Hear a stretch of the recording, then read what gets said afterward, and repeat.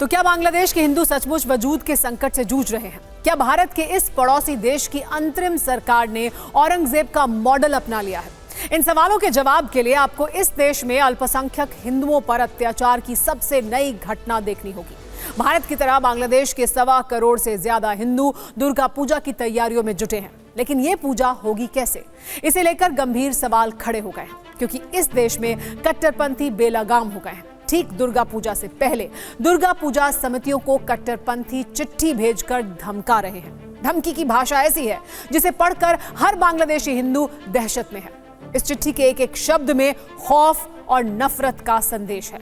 बांग्लादेश के मशहूर English newspaper daily star के मुताबिक इस खत में लिखा है, अगर तुम 2024 में दुर्गा पूजा मनाना चाहते हो तो 5 लाख टका देना पड़ेगा, और अगर ये चिट्ठी पुलिस प्रशासन या मीडिया को दिखाई तो टुकड़े टुकड़े कर दिए जाओगे।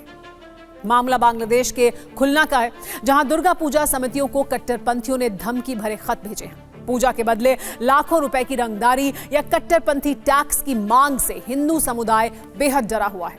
कई दुर्गा पूजा समितियां तो इस बार उत्सव रद्द करने पर भी विचार कर रही हैं। हालांकि अब तक 4 समितियों ने खुलना के डाकोप थाने में इसकी शिकायत करने की हिम्मत जुटाई है। ऐसे में अब पुलिस ने भी जांच और कार्रवाई का भरोसा दिया है, लेकिन बड़ा सवाल तो यह है कि क्या बांग्लादेश की पुलिस दुर्गा पूजा के दौरान हिंदुओं को सुरक्षा की गारंटी दे पाएगी?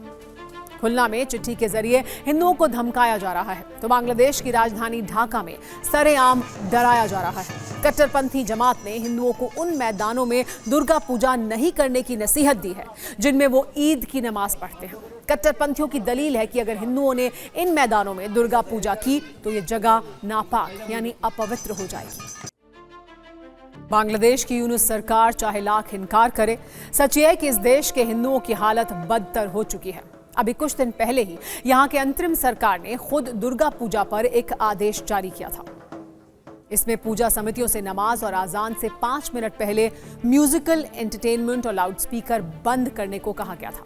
बांग्लादेशी अखबार ढाका ट्रिब्यून के अनुसार यह फरमान अंतरिम सरकार में गृह मामलों के सलाहकार lieutenant general retired Mohammad Jahangir Alam Chowdhury ने जारी किया था। उन्होंने यह भी बताया था कि इस बार बांग्लादेश में 32,666 पूजा पंडाल लगाए जाएंगे, जो पिछली बार के 33,431 से कम है। और अब तो पूजा समितियों पर तरह तरह की बंदिशों के बाद ये संख्या गिरकर कहां तक पहुंचेगी, ये कहना मुश्किल है। बांग्लादेश में इस बार दुर्गा पूजा के दौरान हिंसा की आशंका पहले से जताई जा रही है। वैसे इस तरह की घटना इस देश के लिए कोई नई बात नहीं है। जब शेख हसीना की सरकार थी तब भी वहां दुर्गा पूजा के दौरान बड़े पैमाने पर हिंसा हुई थी। मामला 2021 का है। कोमिला जिले में दुर्गा पूजा पंडाल में इकबाल हुसैन नाम के आदमी ने पवित्र धर्म ग्रंथ रख दिया। इसके बाद उसके साथी फयाज ने लोगों को भीड़ जुटाकर उन्हें भड़काया। इस बीच साजिश में शामिल इकबाल ने इमरजेंसी सेवा पर फोन कर पुलिस को इसकी सूचना दी। बस फिर क्या था, कोमिला में दंगे शुरू हो गए। दुर्गा पूजा के कई पंडाल तोड़े गए, हिंदुओं पर हमले हुए, उनके घर जलाए गए, मंदिरों में तोड़फोड़ और लूटपाट की गई। फयाज नाम के आरोपी ने फेसबुक लाइव के जरिए दुर्गा पूजा पंडाल में पवित्र धर्म ग्रंथ के अपमान की झूठी बात फैलाई, जिससे पूरे बांग्लादेश में हिंदुओं पर जुल्म का दौर शुरू हो गया। एमनेस्टी इंटरनेशनल के अनुसार 13 अक्टूबर से 17 अक्टूबर के बीच इस दंगे की चपेट में आकर 7 लोग मारे गए, जबकि सैकड़ों जख्मी हो गए। इस हिंसा में जमात इस्लामी का हाथ माना गया, जो शेख हसीना की विदाई के बाद इस तरह सक्रिय है मानो मोहम्मद यूनुस की जगह असली सत्ता वही चला रही हो। हिंसा चाहे 2021 में हो या फिर 2024 में, हर बार जमात इस्लामी का ही नाम सामने आता है। इस साल 5 अगस्त को शेख हसीना सरकार के तख्ता पलट के बाद भड़की हिंसा में भी इसी कट्टरपंथी संगठन के लोग शामिल थे। अल्पसंख्यकों, खासकर हिंदुओं पर अत्याचार का दौर अब भी जारी है। हिंदू सरकारी अधिकारियों से जबरन इस्तीफे तक लिए जा रहे हैं। आपके सामने बांग्लादेश पुलिस में आईजीपी रहे देवदास भट्टाचार्य की तस्वीर है, लेकिन इनसे जबरन इस्तीफा तो ले लिया गया। इनसे पहले भी कई हिंदू अधिकारियों, प्रोफेसरों और कर्मचारियों से इसी तरह इस्तीफे लिए जा चुके हैं। देवदास भट्टाचार्य 1997 की बांग्लादेश सिविल सेवा परीक्षा के टॉपर थे। बीएनपी और जमात की सरकार के दौरान उन्हें 3 बार प्रमोशन देने से इनकार कर दिया गया, और अब मोहम्मद यूनुस की अंतरिम सरकार में उनसे जबरदस्ती इस्तीफा ले लिया गया है। लेकिन बांग्लादेश की सरकार ऐसे आरोपों से इनकार करती है। मोहम्मद यूनुस तो यहां तक कह चुके हैं कि हिंदुओं के घरों और मंदिरों पर हमले को बढ़ा चढ़ाकर दिखाया जा रहा है। ऐसे में आज उनको यह वीडियो जरूर देखना चाहिए जो नरेल का है, जो शहर भारत में नहीं बल्कि बांग्लादेश में है। तस्वीर से साफ है कि यह भगवान शिव का मंदिर है। देखिए कैसे यहां कट्टरपंथियों का झुंड आया, शिव मंदिर के प्रति अपनी नफरत का इजहार किया, हमला किया, तोड़फोड़ की और फिर फरार हो गए। वो तो गनीमत थी कि पूरी घटना सीसीटीवी में रिकॉर्ड हो गई, वरना सबूत ना होने पर बांग्लादेश की सरकार इसे भी झुटलाने से बाज नहीं आती। बांग्लादेश में ऐसे एक दो हमले नहीं हुए हैं, बल्कि सैकड़ों और हजारों में ऐसे हमले हुए हैं। अभी इसी महीने बांग्लादेशी अखबार प्रथम आलो ने इस पर डिटेल्ड रिपोर्ट छापी थी। रिपोर्ट के मुताबिक 5 अगस्त से 20 अगस्त 2024 के बीच बांग्लादेश में अल्पसंख्यकों और खासकर हिंदुओं के 1068 घरों और दुकानों पर हमले हुए, जबकि 22 हिंदू मंदिरों पर भी कट्टरपंथियों ने अटैक किया। सबसे ज्यादा खुलना जिले में 295 घरों और दुकानों को तबाह कर दिया गया, तो दूसरे नंबर पर रंगपुर में 219 घरों और कारोबारी ठिकानों को बर्बाद कर दिया गया। मेमन सिंह जिले में 183, राजशाही में 155, राजधानी ढाका में 79, बशीराल में 68 और चटगांव में 45 और सिलहट में 25 हिंदुओं के घरों और दुकानों को तहस नहस कर दिया गया। रिपोर्ट के अनुसार बांग्लादेश के 64 में से 49 जिलों में अल्पसंख्यक हिंदुओं को टारगेट किया गया है।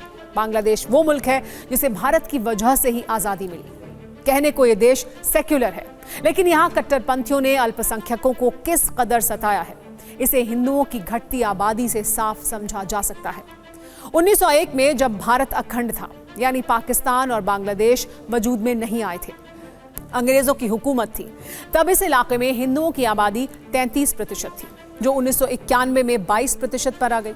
तब इस इलाके को पूर्वी पाकिस्तान के नाम से जाना जाता था। बांग्लादेश का जन्म 1971 में हुआ।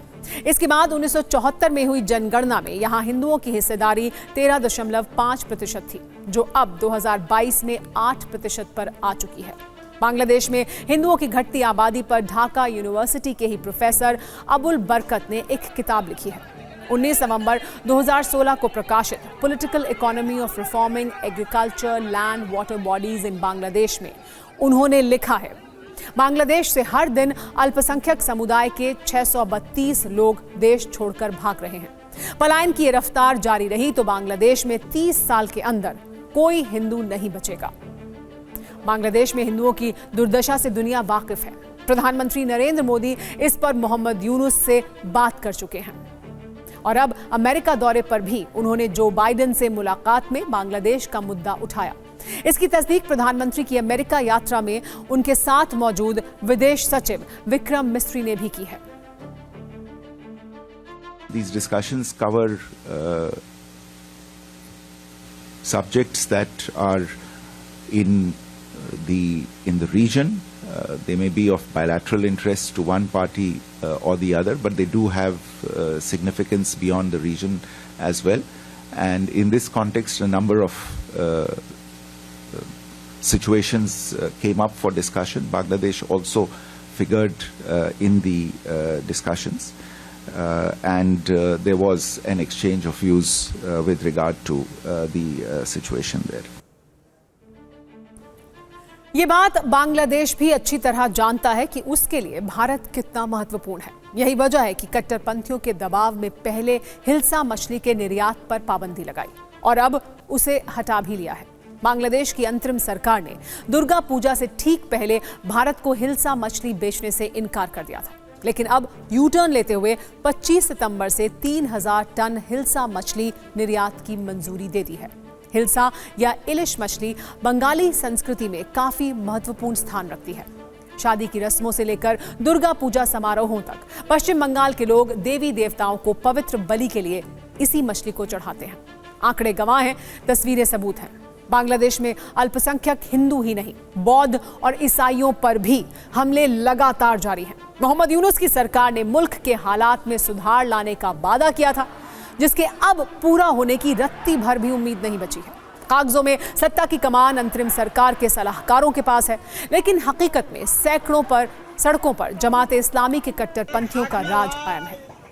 ऐसे में बांग्लादेश के 1 करोड़ 30 लाख से ज्यादा हिंदू ही नहीं, गिने चुने दूसरे अल्पसंख्यकों का अस्तित्व भी खतरे में है।